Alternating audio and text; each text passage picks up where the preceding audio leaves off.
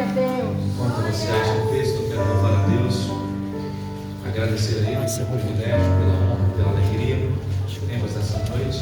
É que o Senhor, mais uma vez, promove uma reunião de culto para nós novamente celebrarmos e adorarmos ao nome de Jesus e apenas e somente e sempre. Aleluia. Bendito o nome dele. Para mim, uma alegria conhecer esta casa, esta igreja. Deus abençoe os nossos pastores, os nossos jovens, a nossa liderança. Que a bênção de Deus e a sua mão continue sobre este lugar. Amém. Abençoa de uma forma que só o nosso Deus sabe abençoar. Capítulo número 29, eu quero ler a partir do verso número 16, livro do Gênesis, primeiro livro da nossa Bíblia, capítulo número 29, a partir do verso número 16, do verso 16 ao 26, está escrito assim: Labão tinha 2 filhas, o nome da mais velha era Lia, e da mais nova era Raquel. Lia era de olhos ternos, mas Raquel era formosa e bem favorecida. Jacó amou Raquel e disse: Te servirei 7 anos por Raquel, tua filha mais nova. Labão disse: É melhor que eu dê a ti do que dá-la a outro homem. Habita comigo. E Jacó serviu 7 anos por Raquel, e esses lhe pareceram apenas poucos dias, por causa do amor que ele tinha por ela. Jacó disse a Labão: Dá-me minha esposa, pois os meus dias se cumpriram para que eu me deite com ela. Labão reuniu todos os homens daquele lugar e fez um banquete. E aconteceu que à tarde ele tomou Lia, sua filha, e a levou a ele, e ele se deitou com ela. E Labão deu sua serva Zilpa, por serva a Lia, sua filha, e a levou a ele, e se deitou com ela. Eu acho que eu li novamente verso 23, verso 24. E Labão deu sua serva Zilpa, por serva a Lia, sua filha. Isso, 25. E aconteceu que de manhã, eis que era Lia, ele disse a Labão: Que é isso que tu me fizeste? Eu não te servi por Raquel? Que então me enganaste? Labão disse: Não se deve fazer assim na nossa terra, não é costume da nossa terra dar a mais nova antes da primogênita. Amém? Glória a Deus. Posso chamar a sua assento? Glória a Deus. Glória a Deus. Meus irmãos, nós estamos aqui em Gênesis 29. Gênesis 29, nós estamos há mais de 5.000 anos atrás da nossa data atual. E o capítulo 29 do livro de Gênesis, ele está relatando a história de um recomeço da vida de um homem que chegou até este capítulo, chegou até este texto que lemos, com a vida de ponta cabeça. E este homem que o texto trata aqui, Jacó, ele estava mudando de casa, mudando de país, mudando da sua rotina, deixando tudo que tinha para trás, por causa de uma ameaça. O seu irmão gêmeo mais velho, Esaú, disse que o mataria, e sua mãe Rebeca disse a ele: Meu filho, é melhor que você vá, antes que vocês cheguem a vias de fato. O teu irmão está querendo a tua morte. E Jacó deixou então a casa de seus pais Isaque e Rebeca para ir até a terra dos seus parentes, a terra de Padã-Arã, para tentar encontrar ali afago, um local para que ele pudesse recomeçar a sua vida. Ele vai em direção à casa do seu tio Labão para que pudesse encontrar ali um local que ele pudesse morar de favor durante algum tempo e reconstruir a sua vida.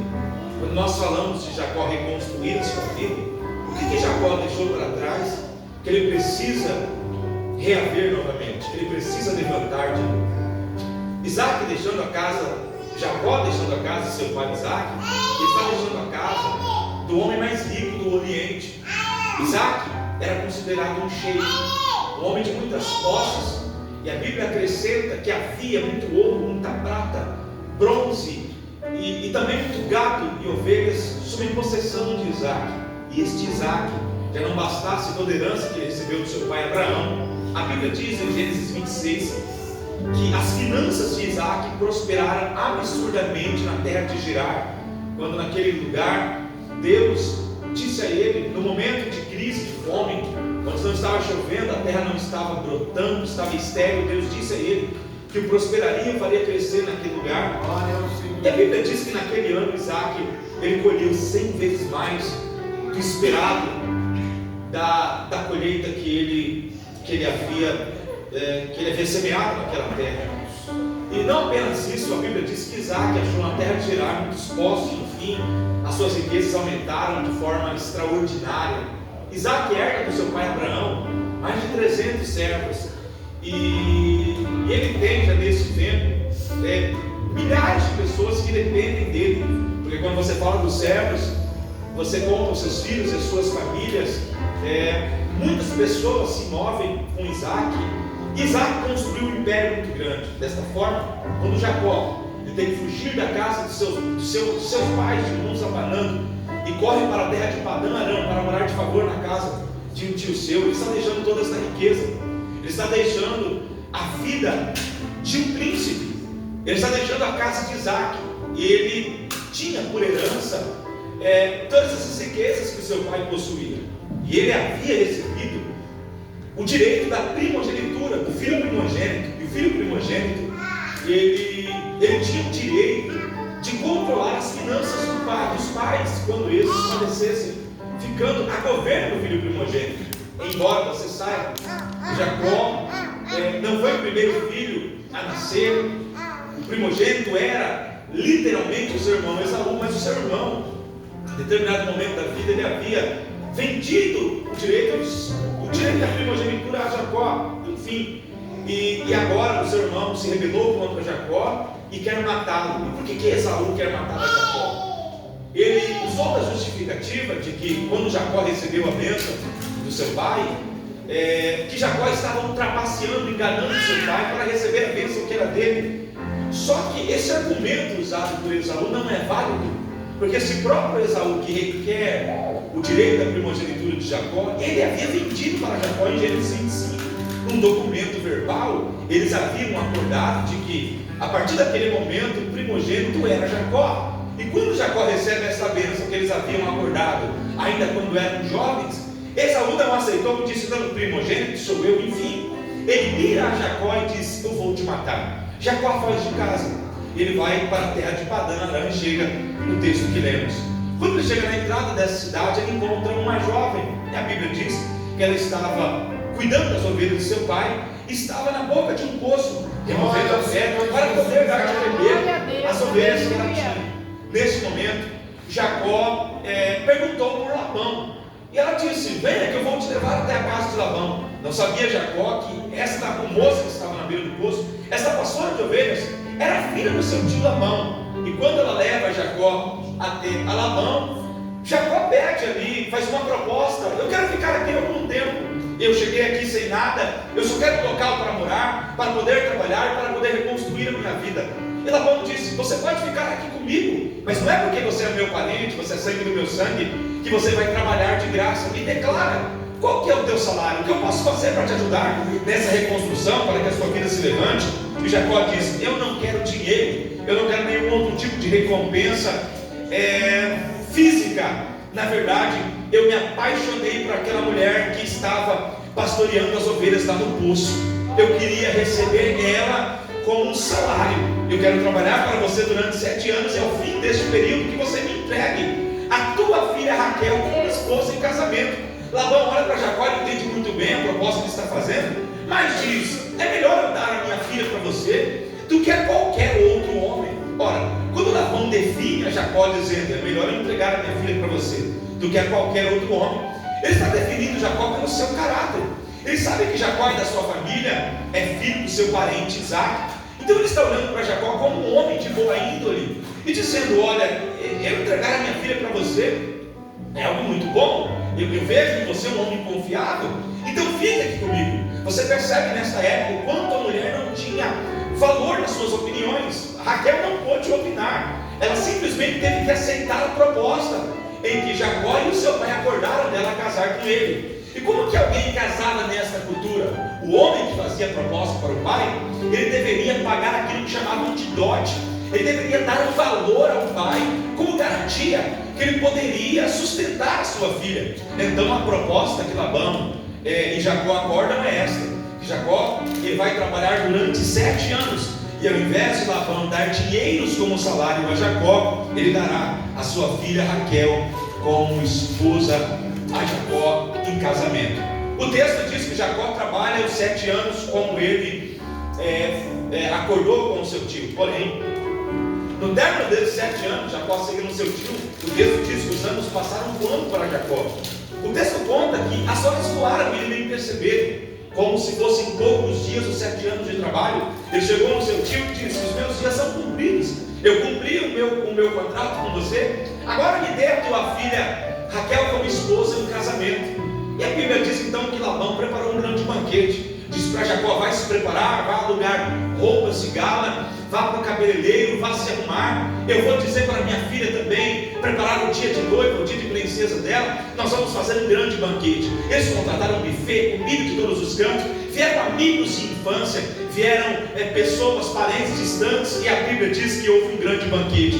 No momento que estava havendo um grande banquete, havia músicas, havia as comidas, pessoas de todos os lados. E o texto conta que no meio da festa, de repente, Labão tomou a sua filha mais velha, Lia, e entregou a Jacó como esposa em casamento. E o texto conta que Jacó se deitou com Lia sem a menos perceber que não era aquela mulher pela qual ele havia trabalhado, pensado e amado durante os últimos 7 anos. Nos últimos 7 anos, tudo que passou na cabeça de Jacó foi o amor que ele tinha por aquela mulher Raquel, aquela mulher que ele estava apaixonado e trabalhando por ela. Só que o texto conta que Labão entregou a sua outra filha, sua filha mais velha Lia, a Jacó, e Jacó sequer percebeu e passou uma noite de núpcias com ela. E apenas ao amanhecer, o texto diz que Jacó olhou para Lia e percebeu que não era Raquel, a mulher a qual ele estava apaixonada. Tomou um susto e saiu correndo da cama e foi direto para a casa do seu tio, que agora era o seu sogro Labão, e disse: o que está havendo? Por que você me enganou? Eu não trabalhei nos últimos 7 anos para você, por Raquel, a tua filha mais nova, a tua filha mais moça? Não foi esse o acordo que nós fizemos, a aliança, o pacto que tínhamos? Nós não juramos um para o outro que eu trabalharia para você durante este período, e no término eu me casaria com Raquel?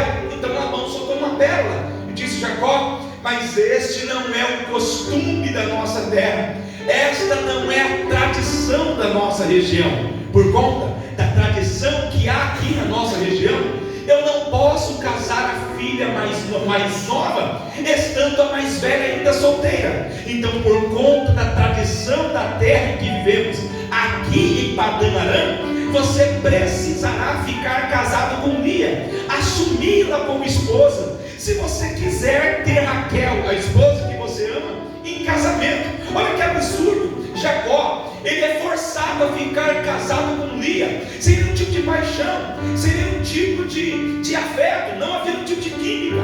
Nos últimos 7 anos, Jacó, ele nunca olhou para Lia, ele nunca pensou nela, ele nunca olhou para Lia com outra intenção. Jacó, ele estava totalmente apaixonado por Raquel, e foi por esta mulher que ele trabalhou, foi por esta mulher que o texto diz que os 7 anos para ele voaram como se fossem poucos dias. O que faz esse trabalho árduo de Jacó passar tão rápido? Você sabe que Jacó trabalhava no meio do deserto, ele trabalhava com todo tipo de serviço braçal, ele cuidava das ovelhas de Labão, ele também rolava pedras de poços, ele também trabalhava nas lavouras, nos plantios, todo o serviço rural que estava ali, Jacó fazia.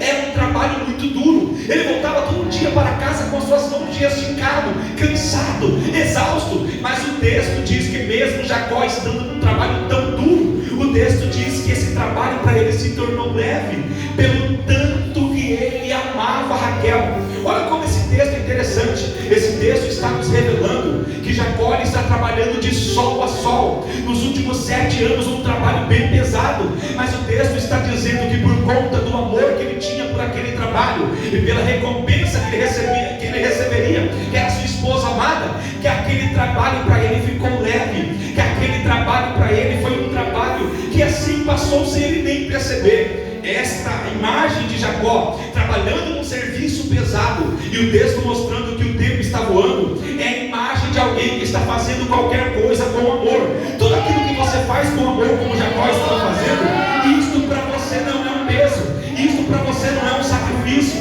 isso para você não é um fardo. Você já percebeu? Você pode passar às vezes 3 horas no culto, você nem olha para o relógio, porque não é um fardo para você, porque você está apaixonado neste ambiente, você está cheio de vigor, você está cheio de desejo, de vontade de estar aqui. Esse texto está revelando que não é pelo trabalho, é o quanto de amor que arde, que palpita, que queima, que incendeia o nosso espírito, a nossa alma, o nosso coração, enquanto nós estamos aqui. Eu quero abrir um parênteses para dizer aqui nessa noite que nós não estamos aqui pelo trabalho das nossas mãos, nós estamos aqui porque dentro do nosso peito foi acesa uma fogueira e o nosso coração está aceso em adorar a um Deus que não precisa da nossa pequena adoração, que não precisa da afinação da nossa voz, que não precisa de uma mão levantada, mas que nós sabemos que Ele é tão especial, que Ele é tão extraordinário e que nós estamos tão apaixonados pela glória dEle, que nós nos rendemos diante da Sua majestade e estamos aqui para bendizer e adorá-lo, porque Ele é o Deus que está aqui nesta casa. O Jacó, que está num trabalho duro, mas que os anos estão voando, está passando rápido, porque ele está apaixonado, revela uma fé não motivada pelas recompensas que ela recebe, mas uma fé que está tão apaixonada, que ele está trabalhando 7 anos, e no meio dos 7 anos ele não recebeu nenhum sinal, no meio dos 7 anos ele não pôde sair com Raquel para tomar um sorvete, mas ele trabalhava e dizia: não é pela recompensa que eu estou aqui, é porque eu estou apaixonado nessa hora. É óbvio que isso pode espelhar a nossa fé, o nível da nossa comunhão, da nossa devoção, da nossa adoração, da nossa entrega ao nosso Deus.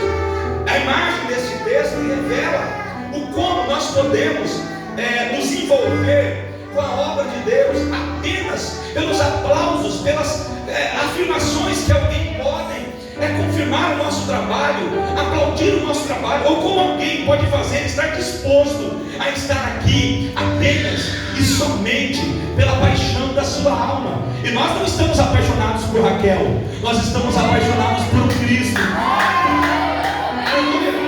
Que Ele está aqui no nosso meio e está recebendo a nossa oração.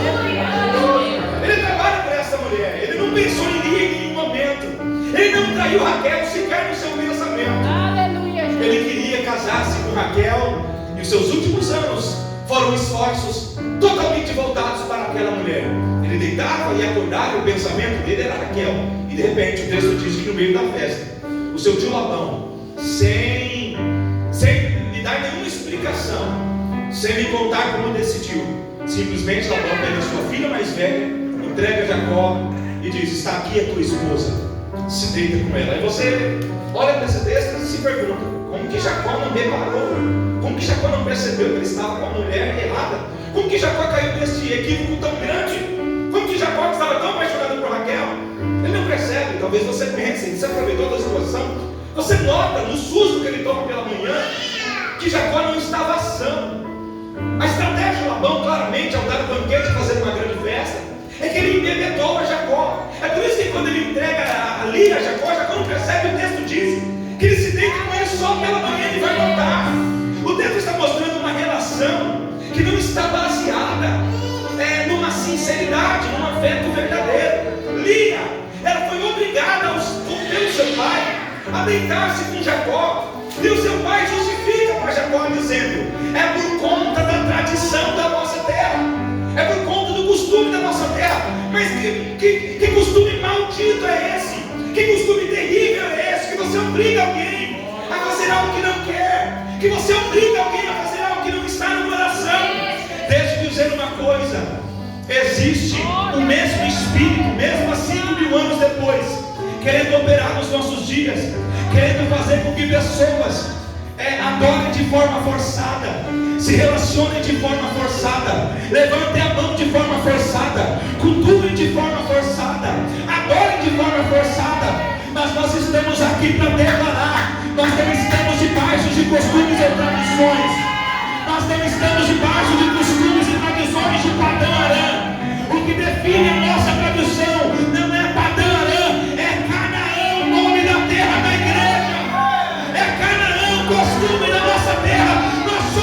definidos pela palavra de Deus e não pela religiosidade de um local. Glória a Deus. Aleluia.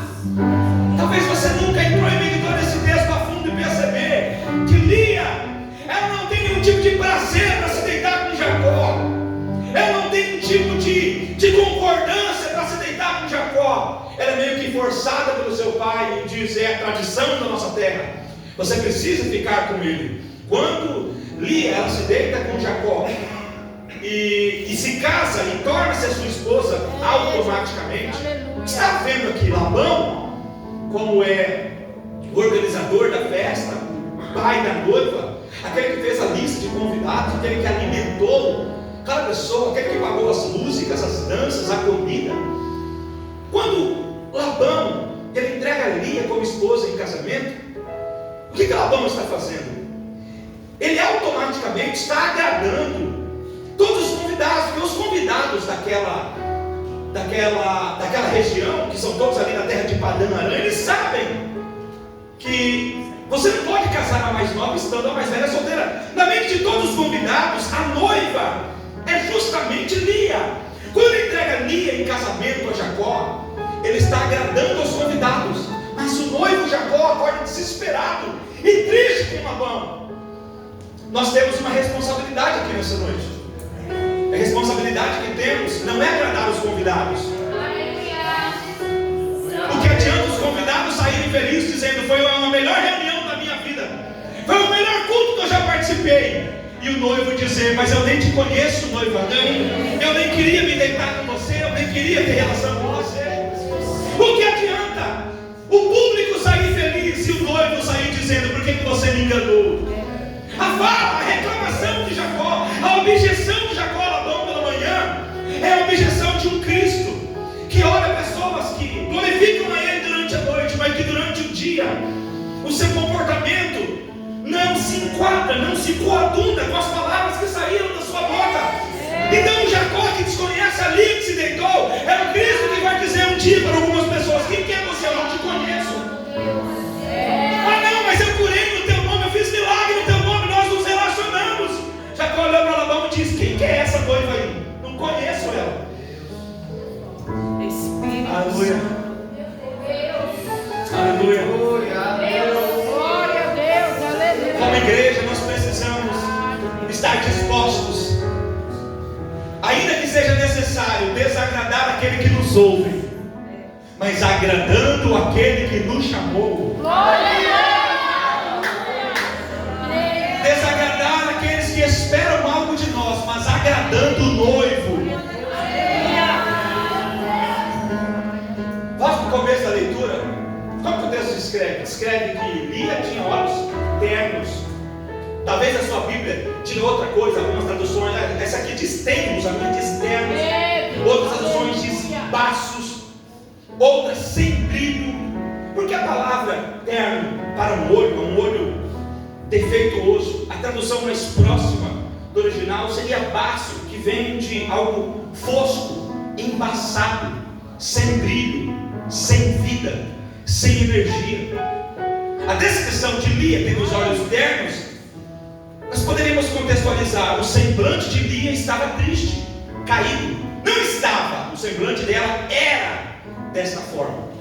Lia tinha os olhos ternos, baços, escuros, sem vida.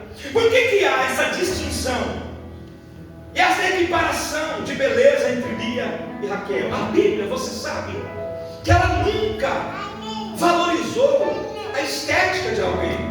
A palavra de Deus, o que Deus disse a Samuel, 1 Samuel 16:7, lá na casa de Davi, quando Samuel observou os irmãos grandalhões e fortes de Davi, Deus falou: Samuel, para, você é profeta e você está olhando igual os homens comuns olham. Eu não olho como olha o homem, eu, Senhor, enxergo o coração.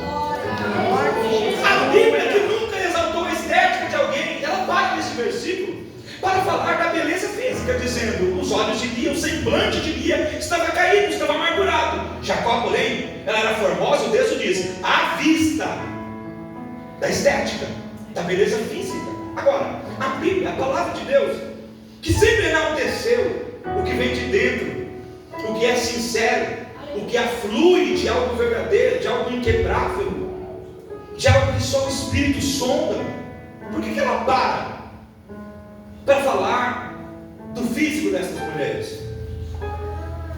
Quando eu estou lendo esse texto, eu perguntei a Deus, por que o texto bíblico está falando do estereótipo dessas duas irmãs? E Deus falou para mim, é porque essa descrição aqui não é minha, essa descrição aqui é de Jacó. Quem está aqui comigo nessa noite? Quem era o homem apaixonado do texto? Jacó. E por que você está apaixonado? Você não enxerga defeitos, e ainda que você veja, você consegue apagar com a borracha do coração. Você só enxerga a beleza, você só enxerga qualidades. É por isso que alguém que só critica, porque já perdeu o amor por aquilo que está fazendo. É por isso que alguém que só consegue ver defeito, é porque já perdeu o primeiro amor.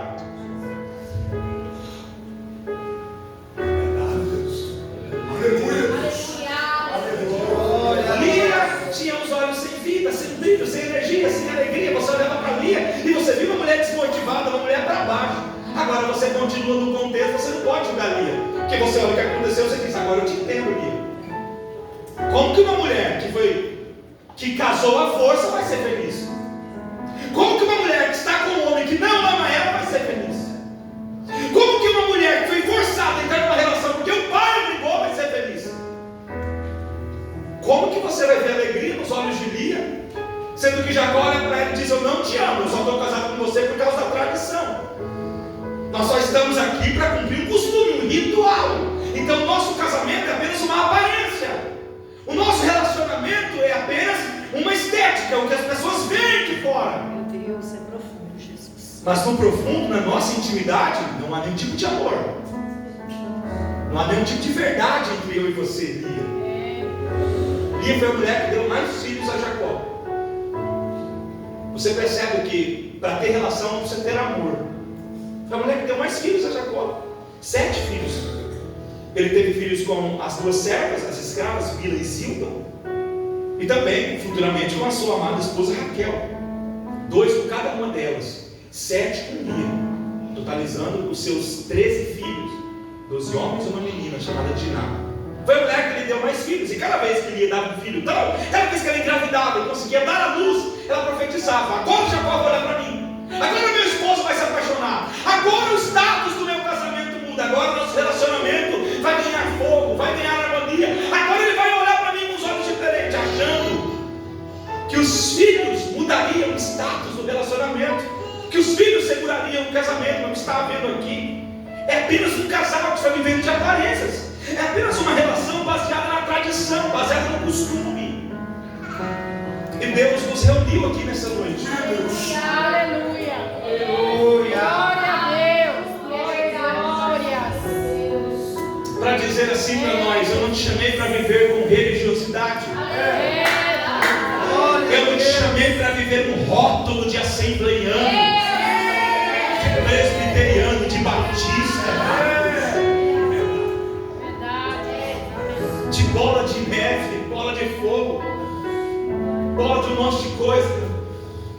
Eu te chamei para ter uma intimidade verdadeira, profunda. Mas você olha e diz assim, não, pregador, mas você está conjecturando bastante, está indo além do texto. Eu não estou indo além do texto. Você pode ir para o capítulo seguinte, capítulo 30, versos 14, 15, 16, você vai descobrir algo que você vai dizer, não está escrito isso na Bíblia. Não é possível que isso está aqui na Bíblia. A Bíblia diz que chegou um nível do relacionamento entre Lia e Raquel, entre Lia e Jacó, que para Lia se deitar com Jacó, ela teve que pagar, ela teve que alugar Jacó. Pode ser que esses versos 14, 15 e 16. Lia alugou uma noite para se deitar com Jacó, porque ele era apaixonado por Raquel e só queria ficar com ela. Ela fez um negócio com Lia, trocando umas frutas do campo, chamado de mandrágoras. Até hoje é um mistério, esse fruto nunca mais apareceu. Acreditava-se que ele tinha propriedades naturais que curavam a esterilidade. E logo depois de Lia fazer essa troca com Jacó, de Lia fazer essa troca com Raquel, de dar aquele fruto a ela, a Bíblia diz que Raquel se deitou com Jacó e realmente a esterilidade foi rompida. Mas aqui é um assunto para um outro dia. O que está mostrando esse texto é que o casamento entre Lia e Raquel é algo tão terrível, é algo tão motivado pela aparência. E como pode uma esposa ter que pagar para se deitar com o seu esposo? Está totalmente fora de esquadro. A vida dele está totalmente fora, está totalmente errado. E cada vez que ela vai dando um filho, ela vai profetizando: agora vai mudar, agora a situação melhora, agora acontece. E para surpresa dela, os filhos não alteram o status do relacionamento. Mas Lia, ela está tentando, ela está profetizando, ela está crente que a situação vai mudar. Nunca mudou. Jacó nunca se separou de Lia. Eles fizeram bodas de ouro, mas bodas de ouro de aparência. 50 anos não de qualidade, apenas de tempo. Quem está aqui comigo nessa noite? Não vai adiantar naquele dia dizer que serviu durante 40 anos. Não vai adiantar. Que gerou tantos filhos, que deu tantos frutos. Não vai adiantar. Deus está procurando alguém que seja de verdade, sem máscaras. Lia, ela está apagada, mas ela não esconde o rosto. Lia está apagada, mas ela está profetizando: vai mudar, vai acontecer, vai gerar o coração do meu noivo, vai aquecer. Já olhar para mim. Deixa eu te dizer, aqui nessa noite, ninguém aqui é super-homem, super-crente. Pode ser pastor, apóstolo, pode ser o que quiser que seja. Ninguém vai viver assim a sua vida toda. Vai ter dia que você vai ficar igual Lia, apagado, sem vida, sem energia, sem força, sem unção, sem graça, sem ânimo, sem alegria, sem querer viver, querer tirar a própria vida, querer abandonar tudo. Mas eu tenho uma resposta para você aqui nesta noite. Lia, você não está se envolvendo com o noivo chamado Jacó. O teu noivo tem outro nome. E o teu noivo pode mudar o status dos teus olhos. Ei, Jesus, aleluia. Porque o status dos olhos de Lia, o texto diz: sem brilho, escuros, sem vida, para baixo. Uma mulher desmotivada, uma mulher que vai se lamentar a vida toda dizendo: eu casei errado. Uma mulher que vai se lamentar a vida toda dizendo: a minha vida é só decepção, é só tristeza, é só agonia. Uma mulher que não vai ter motivos para sorrir, porque embora Jacó tenha tanto dinheiro e Deus o abençoe tanto, não é o financeiro que pesa, é ela olhar para ele e dizer: ele não me ama, a relação não é verdadeira. Os olhos de Lia estão apagados. E por que o status do relacionamento nunca muda? Porque os de Jacó idem. Os olhos de Jacó também estão na mesma temperatura dos de Lia, não se acendem por ela. Mas a Bíblia diz em Apocalipse capítulo 1 e verso 14, que João estava ali na ilha de Patmos, prisioneiro pelo testemunho, jurado de morte. Você sabe que depois de Patmos, João, além de ele ter o Apocalipse ali, depois ele foi escrever o Evangelho que leva o seu nome. Tinha muita história para acontecer para quem estava condenado à morte. Foi o único dos apóstolos a não ser um mártir. Tentaram, jogaram ele num caldeirão fervente, conta a história de azeite. Ele saiu ileso, sem nenhuma queimadura, nem de primeiro, nem de segundo, nem de terceiro, nem de meio grau. Nem os seus cabelos pegaram fogo. Alguém aqui comigo nessa noite? João, como que um prisioneiro injustiçado se sente? Como Lia, desmotivado, abatido, triste. Todos os outros apóstolos haviam sido mortos, e as notícias chegaram até João: só restou você vai morrer aqui nessa ilha. Ele estava numa ilha que a nada não saía, era impossível escapar dali. João olha para baixo e diz assim: e agora? Deus olha para ele e diz assim: você pensa estar perdido, você pensa que acabou tudo,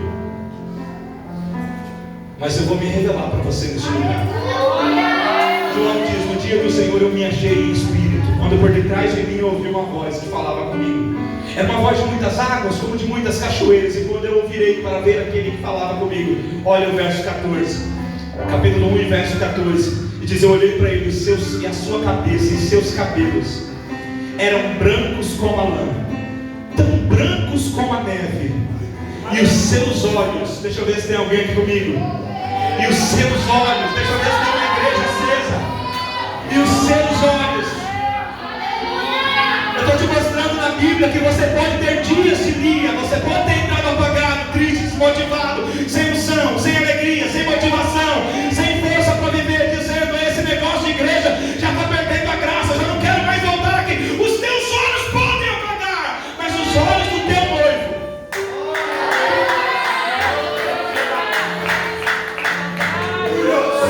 só quem está aqui comigo adora Ele. Só quem acredita que os olhos do nosso noivo é uma resposta para Jacó. Ei, Jacó, você não pode salvar um relacionamento que nasceu errado. Eu tenho ferramentas e eu vou salvar.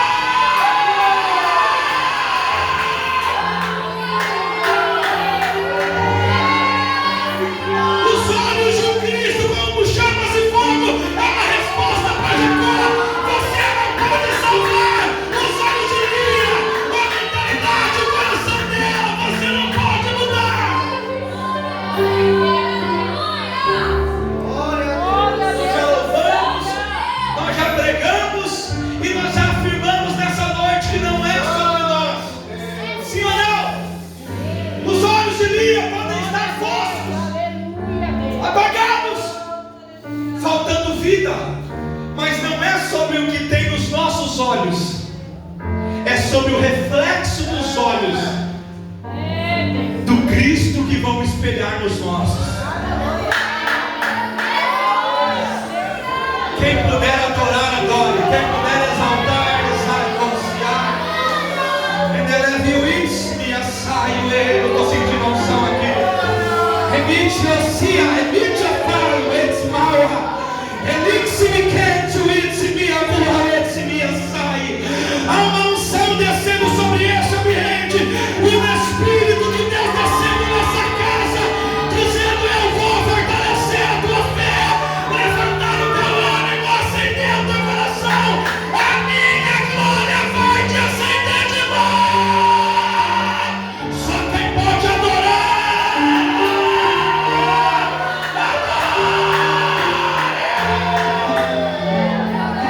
Os teus olhos estão voltando a se acender, os teus olhos estão voltando a queimar, porque ainda o apóstolo Paulo diz que a minha carne se corrompa, o meu espírito de glória em glória se renova, se renova, se renova, se renova, se renova, se renova.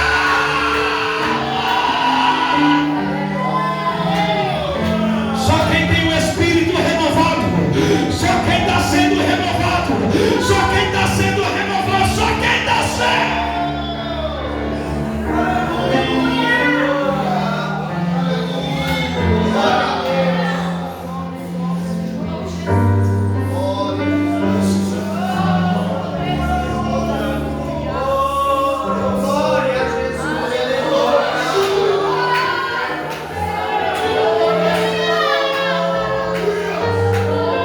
Um prisioneiro solitário condenado à morte, numa ilha, lançado, e ninguém poderia vir vê-lo. Seus pais já haviam partido, os seus irmãos jamais teriam acesso, amigo, ninguém poderia receber uma visita na ilha de Patmos. Era a ilha onde os piores criminosos eram lançados ali para os homens que praticavam os crimes mais bárbaros.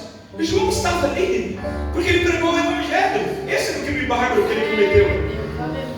Nenhum prisioneiro poderia receber uma visita naquele estado. Jesus falou: eu vou lá visitar ele. E eu vou na minha melhor versão. Não vou do jeito que ele me conheceu, do dia da última ceia que ele colocou a cabeça no meu colo. Eu vou com o cabelo branco, eu vou com uma espada saindo da minha boca, eu vou com os pés como de um latão reluzente, eu vou com uma coxa escrito Rei dos Reis de uma, Senhor dos Senhores de outra. Quando ele olhar para mim, ele vai dizer: é o Cristo que eu passei 3 anos e meio. Quando Jesus aparece, é como se dissesse para João: ei, João, aqui ninguém pode te visitar, né? Mas mas não há paredes para o teu Senhor. Eu estou aqui para te dizer que eu estou levantando o teu ânimo. Se alegre, se alegre, se alegre. Assim que Jesus apareceu para João, ele mandou: toma aqui um caderninho na sua mão, começa a anotar, porque você vai ver maravilhas. Então Deus deu um Apocalipse para ele. Eu estou ouvindo Jesus aqui. Eu estou ouvindo Jesus aqui. Eu estou ouvindo Jesus aqui. O Espírito de Deus acabou de falar no meu coração. Ele vai te dar um caderno, porque você vai começar a anotar o tanto de vitórias que Ele vai te entregar nesse tempo. É um tempo de escrever uma história nova. Ele falou: João, pega um livrinho e escreve.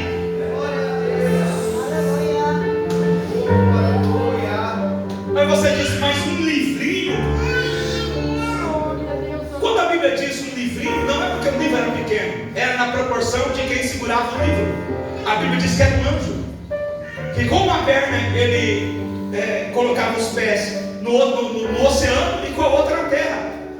Então por isso o livro era pequeno na mão, na proporção daquele que segurava. Então é livrinho apenas um aspecto de que o anjo que segura ele é maior do que o globo terrestre. Não, você não entendeu isso aqui. O que Deus está preparando nesse tempo. Glória a Jesus, aleluia. O que Deus está fazendo nesse tempo é algo tão grande, é algo tão especial, que você vai ficar durante anos agradecendo pelo que houve. Você vai ficar velhinho e dizendo: olha aquilo que Deus fez naquele tempo, mudou a minha vida para sempre, até hoje eu sou grato disso.